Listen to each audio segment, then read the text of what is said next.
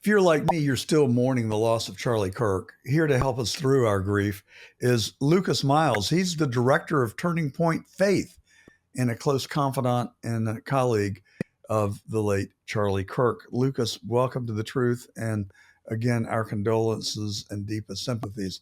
I know this has hit you very hard, as it has so many across the world, really. Yeah, it's been a difficult time, to say the least. It doesn't even do justice, for what we've experienced. It still doesn't seem real. I keep thinking I just need to call Charlie or text him and talk to him about all this craziness. And it just feels like the world changed, 2 weeks ago, and I think it did. And so we're doing our best to heal as we keep going. In Charlie Kirk fashion, there's a lot of work to do, and we're gonna keep pushing ahead. Our team did such a great job of putting together a memorial. It was so honoring. The gospel was proclaimed. Charlie would have loved everything about it, and it was a beautiful representation and just witness to his life, and also to the gospel. But I just wish he was here to see it. Did you help choreograph the service? Not in any way I would want to take credit for. Our events team is they did the heavy lifting of all that. We helped get certain invitations there and special guests and those things in the faith department that my team worked on. I had spoken to a few of the speakers regarding questions that they had before they were preparing, but no meaningful way that anybody should know my name in regards to that. Our team, our C-suite, really stepped up to the plate. They ran point on that with our events team, and they're the best in the business. Charlie always told them that, and we saw that this last week. They did in 7 days what would normally take organizations 18 to 24 months to prepare for. 100,000 people in the room, 300,000 people showing up in the city. 300,000. It's incredible. That is amazing. That is a staggering number. Well, if I were to sum up the service, I would have three observations to make. First and foremost, in 2 words, pure class. It to me, every speaker, well, with one small exception, one notable exception, absolutely hit all the right notes. Now, I love Trump. I've supported him through 3 elections. I'd walk through a brick wall for him. I think he's the greatest president we've ever had. I don't know why I feel the need to be disparaging even a little bit, but he's the only one who went political. I kind of wish he hadn't, but I think we knew that when you all asked him to speak. Here's what I would say about that is, and I've had multiple people bring this up to me, is that Charlie loved President Trump. Yes, he did. He loved him as he was. He loved him as he is. Charlie wouldn't have any expectation for President Trump to be anything but President Trump when he got up on that stage. And I think he was President Trump on that stage. I think he was President Trump. He was the way that he would be with Charlie if Charlie was in the room. And somebody could see that and go, oh, I wish he would have done this or that differently. But, I think for us at Turning Point, and that we're close to Charlie, Charlie loved the president so much. I think he'd be honored that he was there. And, obviously it was a humorous moment in the midst of this very centered, classy memorial. But I think that it's what made it to some degree Turning Point and Charlie, and weirdly it was fitting, even though it might have seemed out of place, with some of those comments. Well, and in defense of the president, I think what you get with Trump is unvarnished, pure, raw truth. And I think that's what he brought on Sunday. Yeah. And as you said, I think that's what we would have expected. And so I'm not upset about it. And I don't know why I felt the need to be even a little bit negative, because I'm not trying to cast aspersions. I thought, again, pure class. Appreciate that. The third observation I would make is, and I've known Turning Point for a long time. I first met Charlie in Atlanta, Georgia, at a small reception that my friend Dudley Moore had for him, I think in 2016. It may have been 2017, but I met Charlie then, and Candace Owens. They were both there. It had to be 2017, now that I recall, because he was having to drive to D.C. because he had an appointment with President Trump in the Oval Office the next day. And there had been a big snowstorm up and down the East Coast, and all the air uh, flights were Grounded. Oh, canceled. And so, but Charlie came, he stayed, he engaged. And so 2017 minus 25, 8 years ago, 8 minus 31, he would have been 23 then. Is that right? Um, and I said to my wife on the way home, have you ever met a more impressive duo of both Charlie and Candace? yeah. And I don't know how old Candace was then. I don't know how old she is now, but she had to be a child, and she was so insightful and so on point on the things that she talked about, and very revealing of her own life and story. I mean, I cannot tell you how many things like that I've been to in my life. That one stands out in my brain very much in the present moment. I mean, I remember it vividly, and in a good way. So, Lucas, you're also pastor of your own church in Indiana, I believe. Yeah, yeah, near South Bend, Indiana. So, suburb of South Bend, called Influence Church. There's no I in the front, just a capital N. So it's influencechurch.com. And are you a Midwesterner? I am. Yeah, I'm actually from the greater South Bend area. We moved away for about 2 years. My wife and I first got married, but have been home base here, since then. And so I commute between here and Phoenix now to work at the headquarters for TPUSA. But I like Phoenix in February, and I like Indiana in August. So we try to get the best of both worlds. As a fellow Midwesterner, having been born in Columbus, Ohio, and I went to Ohio Wesleyan, which is on the same latitude as Fort Bend, I believe. Yep. I sympathize with everything that you just said, but Yep. just one. Let's stick with the service just one more moment. I guess the point I was trying to get to that I didn't finish was that I was overwhelmed by the breadth of Turning Point USA, not in terms of the numbers of people that it reached and the outpouring of support that they received, but just like you said, the C team, the executive staff, the numbers of people, and the quality of the people that we were exposed to over the weekend and on Sunday in particular really was an eye opener to me. I mean, you just as a consumer, you just sort of see Charlie, and I've met a few people over the years, mainly in development, that come through Palm Beach that I've had the pleasure of getting to know, but I never really consciously was aware of just how many people there were working behind the scenes, and it was very impressive. I mean, look, well over 500 employees, and even more during election seasons with action and everything else. Charlie built a machine, and with multiple arms and divisions, everything from Turning Point Action to Turning Point USA to TPUSA Faith, our high school division, which we call Club America, our NFP program, which is our college field program. We have Turning Point Education. We have offices in, Phoenix and Chicago. We have, staff all across the country. Just in the faith department alone, I have about 40 staff members that are calling on churches and pastors across the country. Charlie, he just had a gift at discovering talent, finding people, seeing the best in them, empowering them, knowing who to trust, who he couldn't trust. He was really good at it. And, he used his short life to build something I think that will last for a really long time. Well, I certainly hope so. And I thought Erica Kirk did a phenomenal job. How she had the courage and the presence to be able to do that is beyond me. I've attended both of my parents' funerals, and I was asked to speak at both, and I just said, I'm sorry, I just can't. I mean, I was too much of an emotional wreck, Yeah. and for her to be able to get up in front of millions of people and speak as eloquently and as she was just real. It just came off as being very real.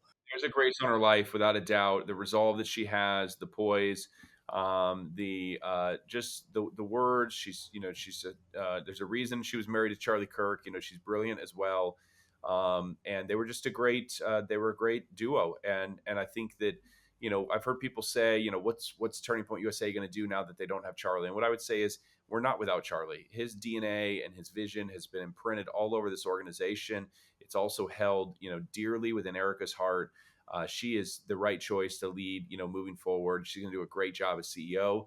were excited and cheering her on in that role. And I know the whole nation's, behind her after she really captured their hearts, through this address.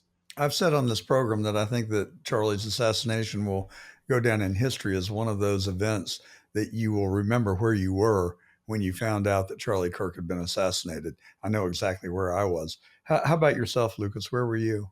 I was actually in Aruba. Charlie had encouraged me to get some vacation time this year, and took a vacation with my wife and then another couple friend of ours. And I was sitting by the pool. My assistant at Turning Point had told me, he said, "Hey, I'm not gonna bother you unless something major happens. So I'll just send you an email or a telegram message or something if it's minor. But I'll give you a call if something comes up." And my phone rings while I'm sitting at the pool, and immediately my heart sunk. Mm, mm. And I I'm answered it. so sorry. He said, "Charlie's been shot. It's bad. We don't know anything else. Get home as soon as you can." And so I, got off the phone.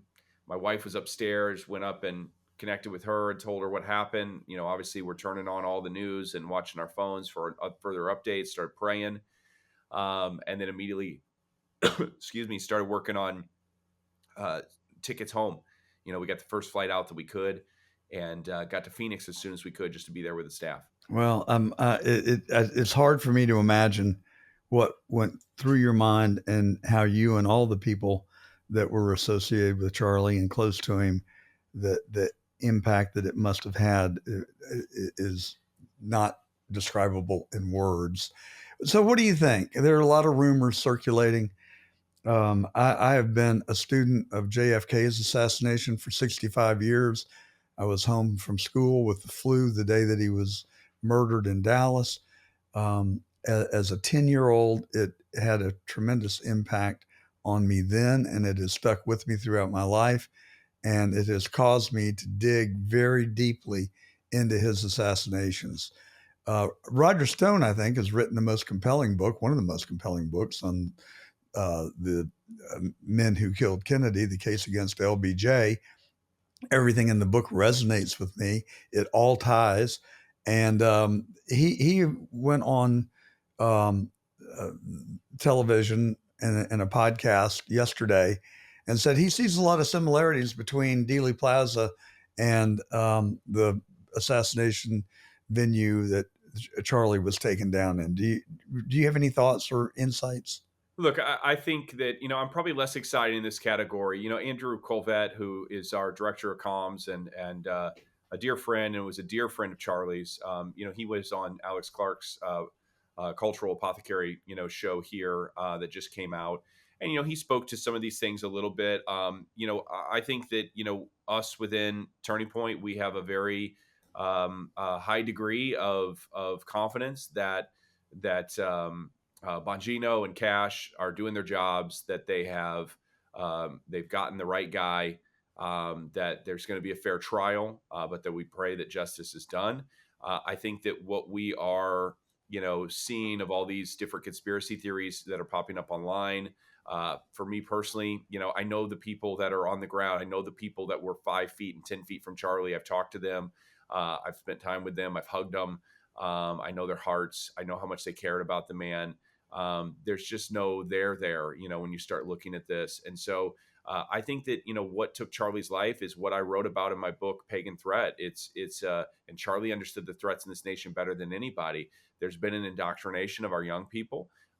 It's overflowed into especially some of these, more niche demographics like the trans community, and other kind of outcast groups within our society, where they have seen themselves as oppressed and they've seen Christians as oppressors, and it's weaponized, some of them to lash out, because of the trauma they've gone through. Now, whether or not there's other people in chat rooms that were aware of the plans or egging them on, or somehow inspiring them, I think that there should be no stone left unturned. We should look into all Yeah. of that stuff to make sure it's there. Do I think this is some international governmental conspiracy? No, I don't. That would be my estimation as somebody who I wasn't there, but in terms of what I'm seeing, I mean, there was a lot of leftists that hated Charlie. That was no surprise. And one of them, finally acted this out, and it's a terrible thing. And it's an act that all of us are going to be wrestling with for the rest of our lives. Well, I think there's a lot of wisdom and truth in what you just said. I'm in your court right now, but I'm open to receiving other information. I think there are some anomalies that need to be explained. One, there was an old guy. For me to call somebody else old, that's some irony in that. But an older guy who, right shortly after the shots were fired, stood up and said, "Shoot me, shoot me, shoot me." That's bizarre, and I think I would like an explanation for that. I think Candace Owens has done a remarkable job of debunking the concerns about the camera being taken down and the card removed. It was to preserve the evidence, not to hide it. And I watched her video, and she was very convincing to me. I guess the thing that I am open to receiving information on is who co-opted this guy. I know that you are strong in your belief, and you're probably better in the way you live your life than I am. But I too believe in God and try to live a Christian life. There is and I've said on this show, there is a piece of me, and don't misunderstand this, please, but that feels heartbreak for Tyler Robinson. This was a young guy who had so much promise. He was smart. He had a 4.0 average. He had two parents that loved him, two brothers and a sister, I believe, a family that appeared to be of God-fearing, hardworking, all-American family. And he took Charlie's life, and I accept that explanation, frankly, but he also took his own life in the process. What a horrible plan or mindset. And so I do feel a sadness for him having destroyed his own life. And I would just wonder if these people think about the destruction that they bring along with that. He's also destroyed his parents' life and his siblings' life. They'll never be able to go out in public again without shame and ridicule. And so I just want to know from a theological standpoint, am I crazy to have these feelings of any even a little compassion for the shooter? Look, I mean, I think Erica, spoke on behalf of herself and the family the other night at the memorial in her statements of forgiveness. I think Yeah. that is the was just a testimony of Christ, really pouring through her. That doesn't mean that he's that actions are without consequences. Personal forgiveness is different than judicial justice and response. Let me make it clear. He deserves the full weight of the Yeah. law, including uh, capital punishment. But If we're not going to have if we're going to have capital punishment, and we're not going to apply it in this case after a fair and complete trial and a jury of his peers, I don't know when we ever would. He is the most deserving person that I've ever known. what I would encourage, John, is like I think that the way we have to look at this is that this kid, for what it appears, was a product of the very thing that Charlie warned about, and that is the indoctrination of the education system, Yeah. the indoctrination of Marxist ideology and all these cycles, the weaponization of these fringe groups, and so look, whether there was anybody directly involved or not in the planning of this, that'll come out over time, I'm sure. Yes. Well, Um, that's what I want. If there was, I want full disclosure. It's the only way to stop it. Yeah, but the directly involved, yeah, that stops those individuals. But the only way to really stop this is to stop the indirectly involved aspects, and that is to get wokeism out of our schools, to Yes. get wokeism out of our universities, to get Marxist indoctrination, out of society. It doesn't have a place here. Now, I'm all like as a turning point, director. Look, I support freedom of speech. I think that, but doesn't mean every good idea should be given prominence. And we've been giving government funding to really bad ideas like Marxism for way too long, and that has to be stopped. And so I think that it makes Charlie's message even more prominent here, that the importance of the battlefield of these universities, and recognizing that they have crumbled, that as Charlie would say, that college is a scam. Now, look, obviously, if you're going to be a doctor, you're going to be certain professions, you need that. But that the system that is behind this, that's driving this engine of woke professors that are, preying upon kids with this ideology, we've seen the fruit of that. It's been exposed for what it is. It's been found to be what it is, and that is, it's full of folly. And I pray that this wakes a lot of people up, and I think that it is, to what's there, and because I don't ever want to see this happen again, especially to somebody that I care about. My sense is, when I was a kid, a long, long time ago, we started every day in school with the Pledge of Allegiance to our flag and a scripture reading. And one of my favorite parts of being in grammar school, there weren't many of them, was when I got to read the scripture to the class. And I remember that vividly. I felt like it kind of enthused my soul and got into my DNA. We've lost that. And a lot of these kids don't have a role model. Many of them have no father. How are they going to get values and a moral compass unless we figure out how to bring it back through the educational system or some other viable vehicle? Well, I think it's got to come through the church first and foremost. I mean, that's the work that I'm doing at TPUSA Faith. It's why I wrote my book, Pagan Threat, that Charlie did the forward for. It's got to come through families. It's got to come through. If we're trying, this idea that it takes a city to raise a child, that's gotten us into this mess. It takes Yeah. two parents to raise a child. Yeah, absolutely. A mom and a It's a dad. great church, to help in that process and speak into it. And we've lost that. And so we need pastors to come back to a biblical worldview. We need parents to take on personal responsibility. I think that there's other factors that are happening there as well that we need to, be sensitive to. But this all kind of plays into it. So look, I'm honored to have spent the last year and a half working for Charlie. He was a dear friend. I've known him for since 2020, and I'm so thankful that he saw something in me and brought me along for the journey. I'll miss him for the rest of my life. But I'm grateful that he's more alive than ever. He's with the Lord. And ultimately, this earth isn't our home, at least in its present capacity. And so there will come a day where all truth will be, laid out, where everything, that's not known and that's hidden will become known.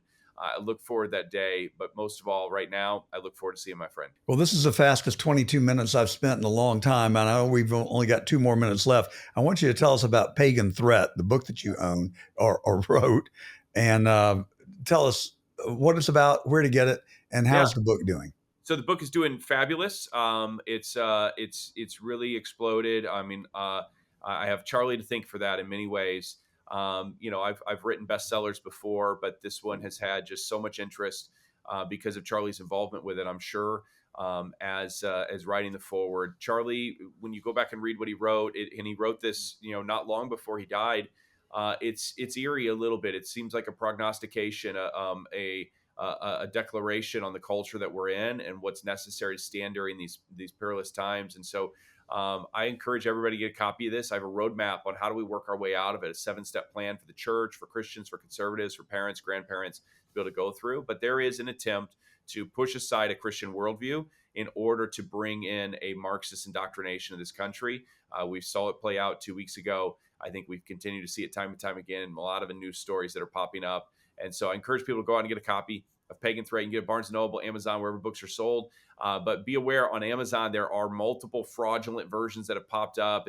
They've tried to spoof the cover and put a bunch of AI text in it. So make sure and find the one that has the true foreword from Charlie Kirk. It's a hardback from Annex Books. Well, I tell you, that is shocking in and of itself. I will definitely get the book and read it. I'll look forward to it. Thank you so much for coming on The Truth Today with us, Lucas. I wish we had more time. Maybe you'll come back and we can delve into some of this stuff more.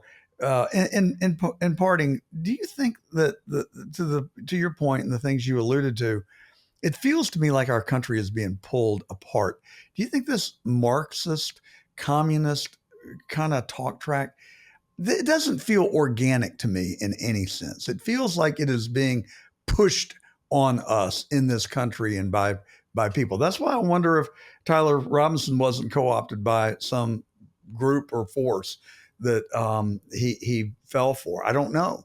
But it seems like everywhere we look that we're being pressured and forced by something that is not normal or natural.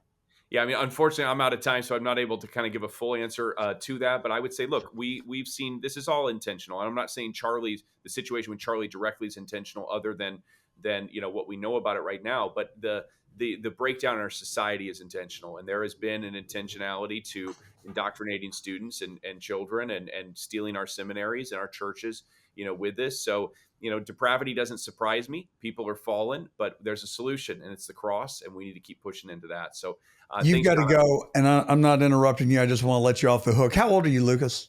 I am 45. My gosh, you look like you're 35. The number of young people that we were exposed to this weekend and their accomplishment make me feel small. I have got to get my butt in gear and leave something more meaningful in this life. You're harder than ever, and that's what Charlie wants. And I just appreciate you and your colleagues so much. Keep up the good work and hope our paths will cross soon. Thank you.